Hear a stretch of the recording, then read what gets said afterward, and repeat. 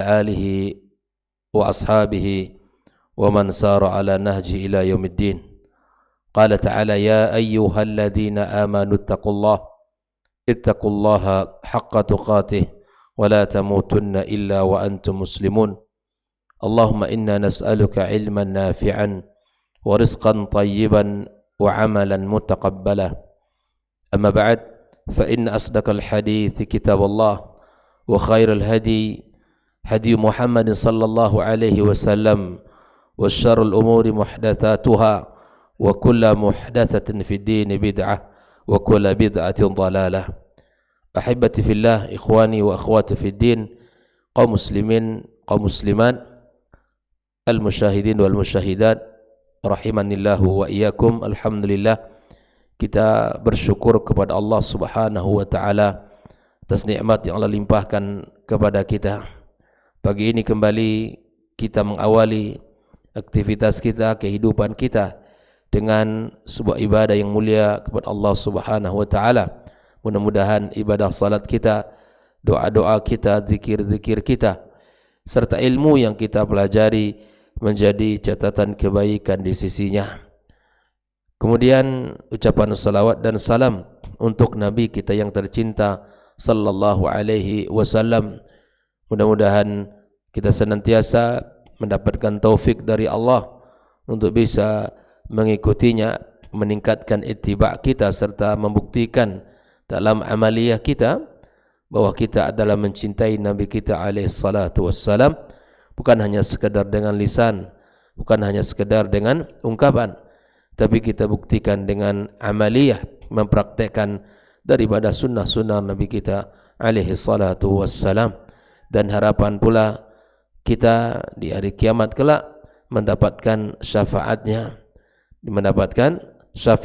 serta kita betul-betul orang yang bisa meneguk air di telaganya, yang bisa minum ya di antara kenikmatan yang Allah berikan kepada umat Muhammad sallallahu alaihi wasallam.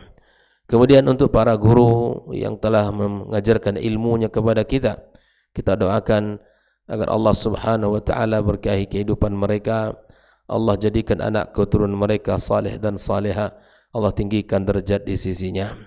Dan kepada kedua orang tua kita yang telah membesarkan dan mendidik kita, semoga Allah Subhanahu wa taala ampunkan dan rahmati mereka sebagaimana mereka merahmati dan menyayangi kita di masa kecil kita sampai mereka meninggalkan kita. Ikhwah fillah, kembali kita bersama kitab Al-Mulakhas fi Syarhi Kitab Tauhid, di mana pagi ini masih dalam pembahasan bab yang ke-14, di mana minasyirki ayastaghitha bighairillahi aw yad'a ghairahu. Adalah bagian yang mana bab yang menjelaskan di antara kesyirikan adalah beristighatsah selain kepada Allah Subhanahu wa taala atau berdoa selain kepadanya. Di mana ya di sini adalah dalil yang keempat yang akan dibawakan oleh Syekh Muhammad Ibn Abdul Wahhab tentang hukum daripada beristighatsah selain kepada Allah dan berdoa selain kepadanya. Di awal pertemuan sudah kita bahas bahwa beristighatsah itu dengan dua kondisi. Yang pertama, ya berada di posisi kuburan atau tempat ya yang sedang yang kita mintai kepadanya, ya. Kemudian kita berada yang kondisi yang kedua jauh dari posisi atau kuburan ya yang seseorang minta kepadanya. Maka di sini Allah Subhanahu wa taala menegaskan tentang sebuah hukum, keadaan dan kondisi orang-orang yang beristighatsah dan orang-orang yang berdoa selain kepada Allah Subhanahu wa taala. Wa qaulihi ta'ala, ya, firman Allah Subhanahu wa taala, wa man adallu mimman yad'u min dunillah. Ya, di sini dijelaskan wa man adallu, tidak ada orang yang paling berat kesesatannya, yang paling besar kesesatannya daripada orang-orang yang berdoa selain kepada Allah Subhanahu wa taala. Ini adalah malapetaka dalam akidah. malapetaka dalam urusan agama, musibah dalam agama. Seseorang berdoa meminta selain kepada Allah Azza wa Jalla. Yang di sini tentunya meminta selain kepada Allah, meminta kepada jin, bisa meminta kepada wali, orang saleh, atau orang-orang yang dianggap baik, yaitu telah meninggal dunia, ya, yang telah meninggal dunia. Orang-orang yang telah meninggal dunia tidak pantas untuk kita minta kepadanya untuk didoakan atau dimintai dengan kedudukannya di sisi Allah, ya, agar Allah Subhanahu wa taala mudahkan urusan kita atau sehatkan anak kita, atau kemudian Allah angkat segala penyakit kita dan lain sebagainya. Nah, Allah menyebutkan di sini di mana tidak ada orang yang paling sesat, Pak. Bayangkan, tidak ada orang yang paling, ya, sesat daripada siapa? Orang-orang yang berdoa, yang meminta selain kepada Allah Subhanahu wa taala. Ya. Kemudian Allah Subhanahu wa taala menyebutkan man la yastajibu lahu. Man la yastajibu lahu, kepada orang, kepada makhluk yang tidak mampu untuk mengijabah. Tidak, kepada siapa yang tidak mampu untuk memberikan permintaannya. Bayangkan, ila yaumil qiyamah, sampai hari kiamat kelak. Ya. Wa hum an du'aihim ghafilun, sedangkan mereka yang dimintai itu terhadap doa-doa mereka, permintaan mereka, ghafilun.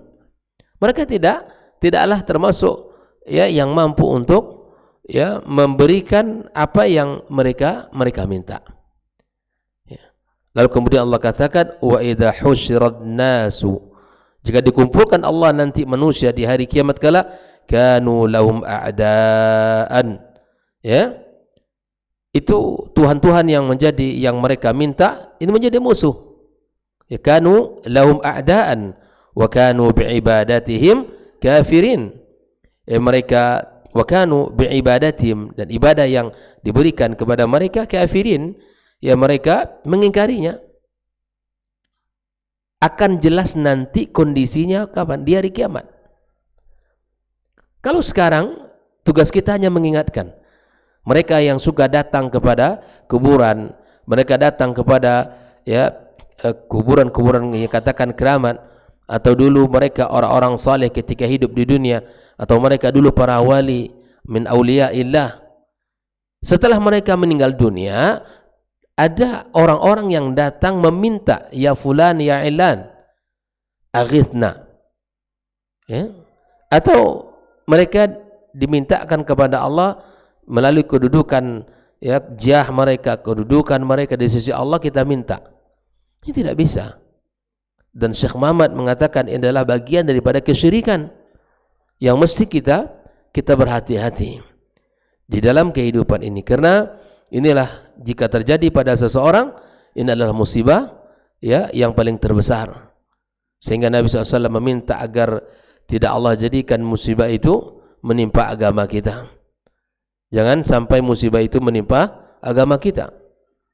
Kalau sudah agama kita rusak, kalau sudah, ya, tidak ada aturan dalam kehidupan kita, maka seseorang itu menjadi orang yang sangat merugi di sisi Allah Subhanahu wa taala. Mari kita lihat makna daripada ayat ini yang dijelaskan oleh Syekh Shalih Al-Fauzan, man adallu ay la ahada ashaddu dhalala. Tidak ada orang yang paling sesat, yang paling besar kesesatannya.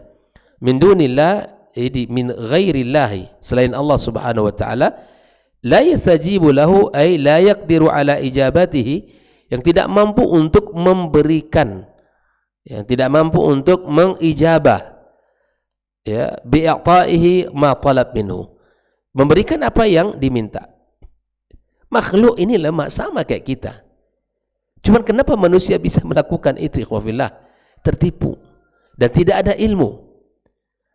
Makanya hal yang paling berbahaya dalam kehidupan kita, beragama tanpa ilmu, atau kita hidup tanpa ilmu.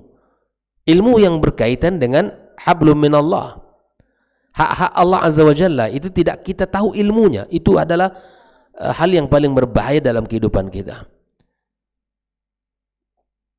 Orang dalam kehidupan dunia saja, di dalam perkara dunia saja tidak tahu, itu sangat berbahaya.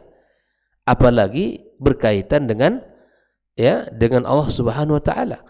Apalagi berkaitan dengan tauhid, berkaitan dengan akidah, berkaitan dengan halal dan haram dan lain sebagainya. Itu perkara-perkara penting. Sampai Nabi mengatakan talabul ilmi fariidatun ala kulli muslim, wajib untuk belajar, apalagi mempelajari akidah adalah sebuah kewajiban yang tidak boleh kita tunda-tunda. Nah, ikhwan fillah rahimakumullah, wahum di dalam ayat tersebut ay al-mad'uun ya, mereka yang disembah, yang dimintai, yang diistighatsahi an du'aihim ay doa man da'ahum minal musyrikin, doa-doa yang ditujukan kepada mereka dari orang musyrikin, maka sungguh mereka yang diminta itu tidaklah mengetahuinya, tidaklah tahu apa yang mereka ajukan kepadanya. Ghafilun la yash'uruna bidu'ai man da'ahum, mereka sungguh tidak merasakan apa-apa. Jelas ya, yang dimintai itu tak merasakan apa-apa yang dimintakan kepada mereka. Tidak tahu. Yang sudah mati, yang sudah meninggal dunia, mereka nggak tahu lagi. Makanya orang-orang yang datang ke kuburan, para kuburiyun, orang-orang yang meminta di situ, itu bertaubatlah kepada Allah Azza wa Jalla.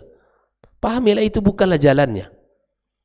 Bukanlah jalannya, memintanya kepada Allah, Sang Pencipta langit dan bumi dan pencipta kita seluruhnya, Tuhan semesta alam yang merajai segala sesuatu di sini. Tidak ada sekecil secuil apapun peribadatan kita berikan kepada Allah Subhanahu wa taala. Maka orang-orang atau tuhan-tuhan yang dimintai kepada mereka, atau orang-orang yang dimintai kepada mereka, la yash'urun, mereka tidak mengetahui apa yang diajukan kepada mereka. Li'annahum, karena mereka kenapa tidak tahu? Imma amwat, mereka itu adalah mayit, para mayit, au jamad, atau benda-benda mati, au malaikatun, atau para malaikat, masyghuluna bima khuliqu lahu, semua mereka sibuk untuk apa mereka diciptakan. Jelas ya, mereka sudah sibuk dengan urusan mereka, lah kita salah alamat untuk minta kepadanya. Ikhwafillah. Kemudian wa idza husyirun nas, dalam ayat itu disebutkan ay jumi'u liyaumil qiyamah, apabila dikumpulkan Allah di hari kiamat. Jumi'u liyaumil qiyamah kanu ay al-alihata allati yad'unaha min dunillah, tuhan-tuhan yang disembah selain Allah Subhanahu wa taala. Lahum a'da ay yatabarra'una mimman da'ahum wa yu'adunahum, mereka makhluk yang dimintai di dunia ini, baik itu patung, baik itu apapun namanya, maka mereka itu nanti di hari kiamat kelak membebaskan dirinya dari apa yang kalian minta itu. Bayangkan, bahkan mereka memusuhi orang yang meminta kepadanya. Sehingga dalam hadis qudsi disebutkan bahwa benda-benda mati yang dijadikan tempat bersandar, tempat meminta di dunia, Allah akan suruh itu orang untuk meminta kepadanya di hari kiamat kelak. Menangis darah istilah kita, tidak akan mungkin. Intinya bahwa apa yang dilakukan di hari itu sebuah penyesalan, sebuah penyesalan, karena tidak mampu. Makhluk yang lemah seperti kita kok dimintai kepadanya. Manusia ini subhanallah, Allah berikan kepadanya iman, Allah berikan kepadanya wasilah, akal, hati. Kok ibadah seperti meminta kepada Allah yang seharusnya kok diberikan kepada selain Allah Subhanahu wa taala. Nah, kanu lahum a'da kafirin wa kanu bi'ibadatihim kafirin ay jahidina li ibadati man abadahum. Mereka saja di hari kiamat kelak mengingkari ibadah yang diberikan kepada mereka. Ikhwafillah, inilah beberapa mufradat yang atau makna ayat yang dijelaskan oleh Shalih Al-Fauzan. Lalu kemudian masuk kepada pembahasan al-ma'na al-ijmali lil ayah.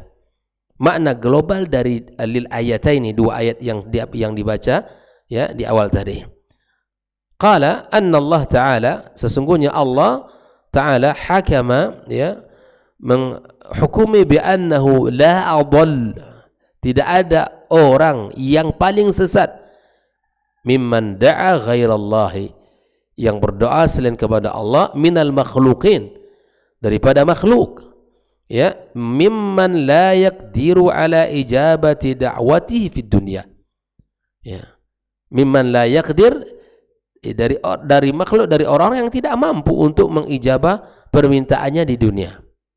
Wala yash'ur bi du'ai man da'ahu, bukan hanya sekedar tidak mampu untuk memberikan, tapi mereka sendiri tidak merasa, ya, mereka ini dimintai, diajukan kepadanya permohonan dari orang-orang yang memohon kepadanya.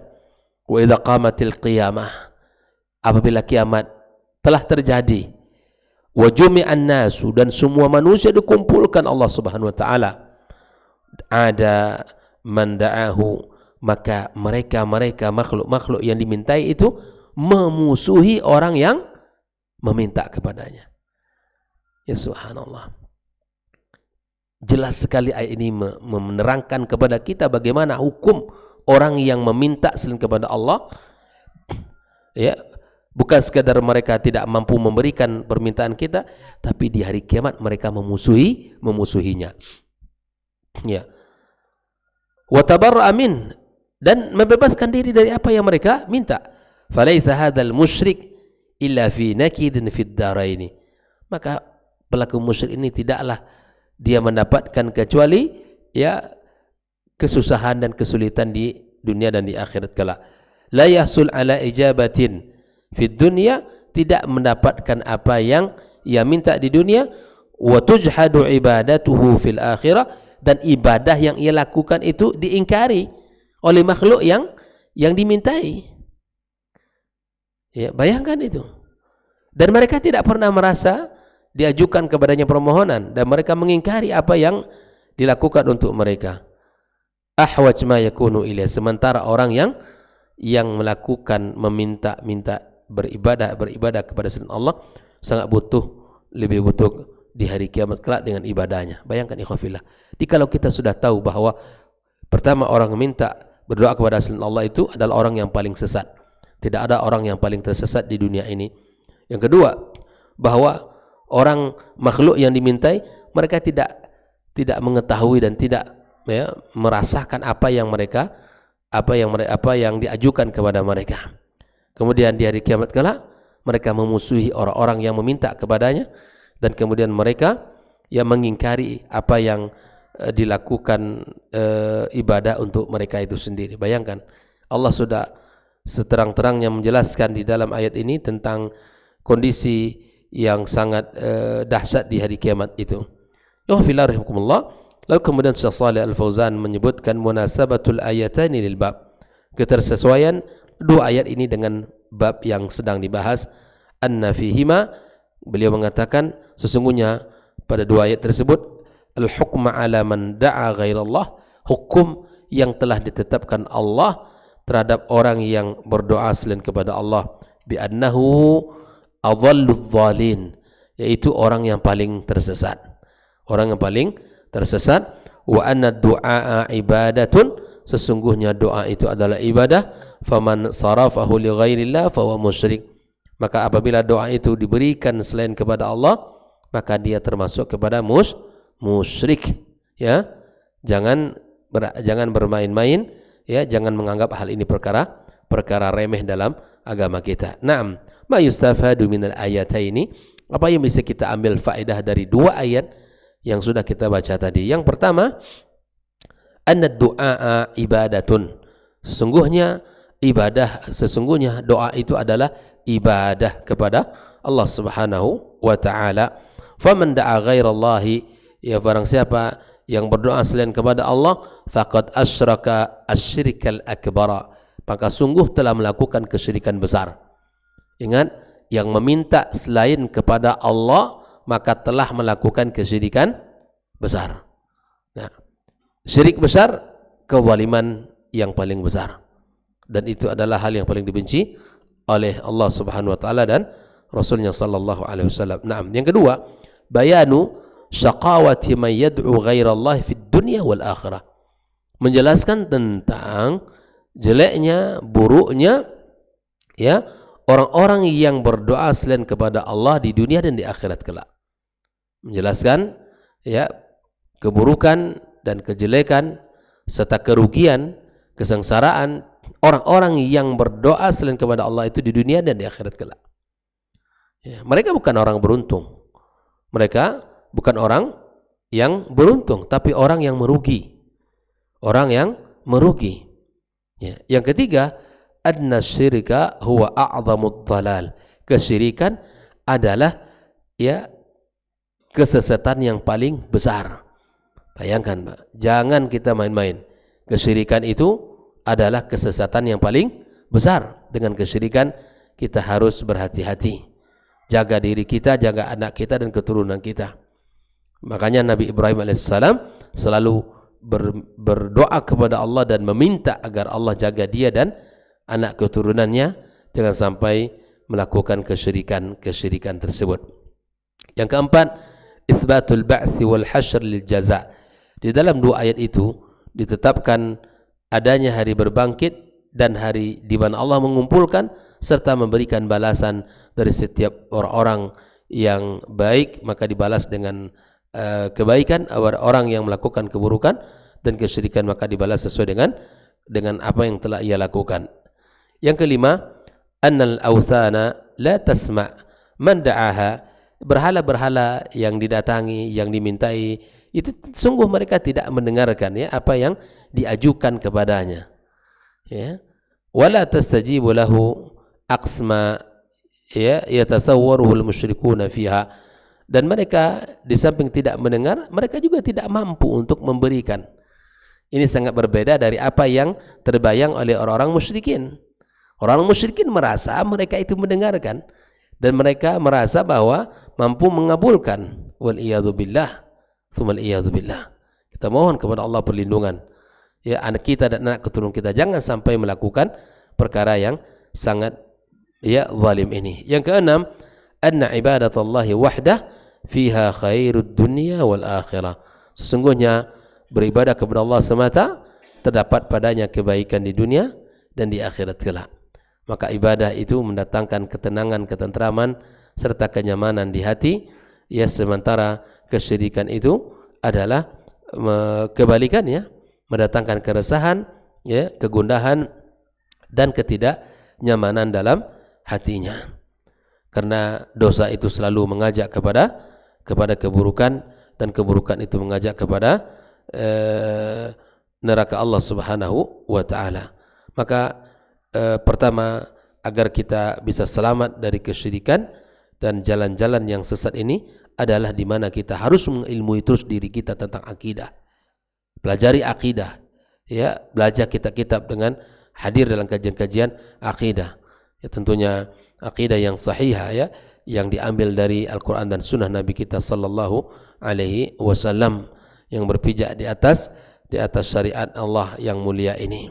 Mudah-mudahan kita dan keluarga kita termasuk orang-orang yang dijaga Allah, ya, dan kemudian termasuk orang-orang yang semangat di dalam memagari ya kehidupannya dari seluruh bentuk-bentuk virus-virus yang disebut dengan kesyirikan ini. Ya, semoga Allah Subhanahu wa taala sekali lagi berikan kepada kita ilmu bermanfaat dan buah manis daripada ilmu kita adalah amal saleh, dan semakin hari semakin dekat kita dengan ya Allah Subhanahu wa taala, dan semakin kita merasakan indahnya di dalam kehidupan jika dikawal oleh agama ini. Mudah-mudahan Allah jaga kita dan keluarga kita dari perbuatan-perbuatan syirik, dan semoga Allah Subhanahu wa taala matikan kita dalam keadaan beriman kepadanya. Wa sallallahu ala nabiyyina Muhammadin wa ala alihi wa sahbihi ajma'in. Wa subhanakallahumma bihamdik asyhadu an la ilaha illa anta astaghfiruka wa atubu ilaik. Wassalamu alaikum warahmatullahi wabarakatuh.